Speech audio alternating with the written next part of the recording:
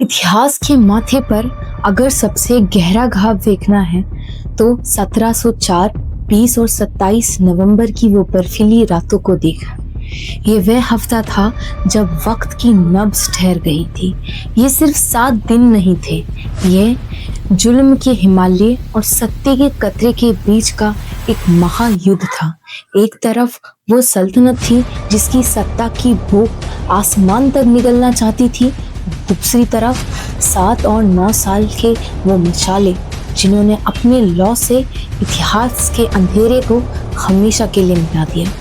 सही थी हफ्ता दिसंबर की वो 7 पौष की रात। वाहिगुरु जी का खालसा, वाहिगुरु जी की फतेह। 20 दिसंबर 1704 जब दसम पिता गुरु गोबिंद सिंह जी अनंतपुर साहिब का किला छोड़ रहे थे, तब मुगल फौज ने पीछे से हमला कर दिया और सामने थी उफनती हुई सरसा नदी। यहाँ वो परिवार विछोड़ा हुआ जिसे आज भी याद कर कर रूह कांप जाती है। एक तरफ बड़े साहिबजादे गुरु गोबिंद सिंह जी और 40 सिंह हो गए और दूसरी तरफ माता गुजरी जी और छोटे साहिबजादे हो गए। ये नदी का पानी नहीं था, ये वक्त की वो लकीर थी जिसने परिवार का विछोड़न कर दिया। अब जो आगे होने वाला था वो था एक तरफ शहादत का मैदान तो दूसरी तरफ अग्नि परीक्षा। 22 दिसंबर 1704 इतिहास में एक आसमानी जंग लड़ी गई, जहां एक तरफ 40 सिंह भूखे प्यासे थे तो दूसरी तरफ 10 लाख मुगल फौज। बड़े साहिबजादे अजीत सिंह जी ने जंग में जाने के लिए गुरु पिता से इजाजत मांगी। तब गुरु गोबिंद सिंह जी ने उन्हें अपने हाथों से शस्त्रों से सजाया। बड़े साहिबजादे अजीत सिंह जी ने बहुत आसमानी जंग लड़ी, कईयों को ढेर करके हमेशा के लिए अमर हो गए। फिर साहिबजादे जुझार सिंह जी ने भी मैदान में जाने के लिए आज्ञा मांगी। उन्होंने कहा, गुरु पिता मुझे भी प्यास लगी है, मुझे भी आज्ञा दीजिए। और उन्होंने भी कईयों को ढेर करके हमेशा के लिए अमर हो गए।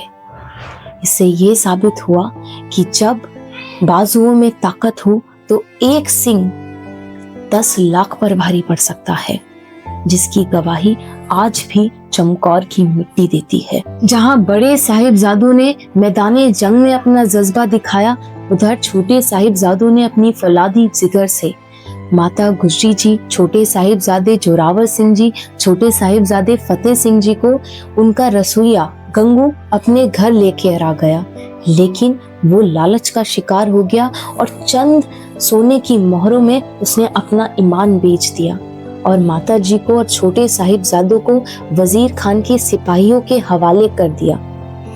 माता जी को और छोटे साहिबजादों को एक ठंडे ब्रज में रखा गया। खुला आसमान, कड़कड़ाती की ठंड और शरीर पर पतले से वस्त्र। माता जी ने छोटे साहिबजादों को अपनी गोद में बिठाकर उन्हें गुरु तेग बहादुर जी की शहादत सुनाई और उनका हौसला बढ़ाया।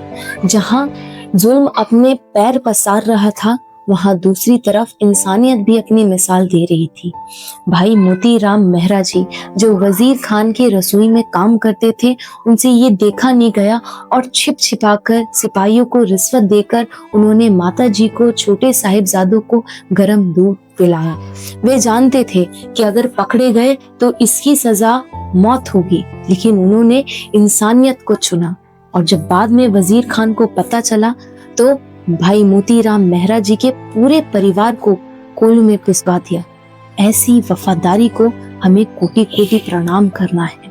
25 दिसंबर 1704 में छोटे साहिबजादों को वजीर खान की कचहरी में पेश किया गया। वजीर खान ने उन्हें काफी लालच दिया, डराया, लेकिन वो झुके नहीं। उन्होंने बोला, हम सर कटाएंगे लेकिन झुकेंगे नहीं। तब इस जुल्म के खिलाफ एक आवाज उठी। वो आवाज थी मलेर कोटला के नवाब शेर मोहम्मद खान की। उन्होंने कहा कि हमारी दुश्मनी गुरु गोबिंद सिंह जी से है, उनके लालों को छोड़ दिया जाए। लेकिन सुच्चा नंद ने ऐसा जाल फेंका कि काजी का फतवा निकला और बोला कि नन्ही सी जानू को दीवार में चिन दिता जावे। 26 दिसंबर 1704 इतिहास के माथे पर वो कलंक होने वाली थी जब छोटे साहिबजादों को जिंदा दीवार में चिनवाया जा रहा था।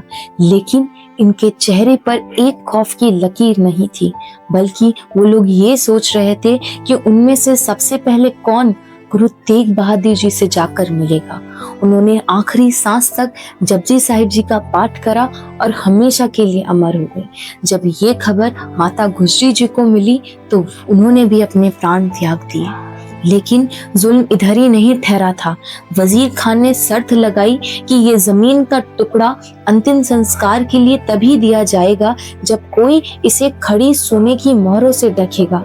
तब आगे आए दीवान टोडरमल जी। उन्होंने अपनी पूरी संपत्ति लगा दी और वो जमीन का टुकड़ा खरीदा। तब उनका अंतिम संस्कार किया। ऐसे ही वफादारी को हम कोटि कोटि प्रणाम करते हैं। ये सफरी शहादत का हफ्ता हमें ये सिखाता है कि जुल्म चाहे कितना ही बड़ा क्यों ना हो, सत्य के सामने उसे हारना ही पड़ता है। अब जब आप अपने परिवार के साथ होंगे, अपने बच्चों को छोटे साहिबजादों के, बड़े साहिबजादों की, भाई मोती राम मेहरा जी की और टोडरमल जी की ये वीर गाथा जरूर सुनाएं। यही हमारी श्रद्धा होगी उनके लिए। वाहिगुरु जी का खालसा, वाहिगुरु जी की फतेह।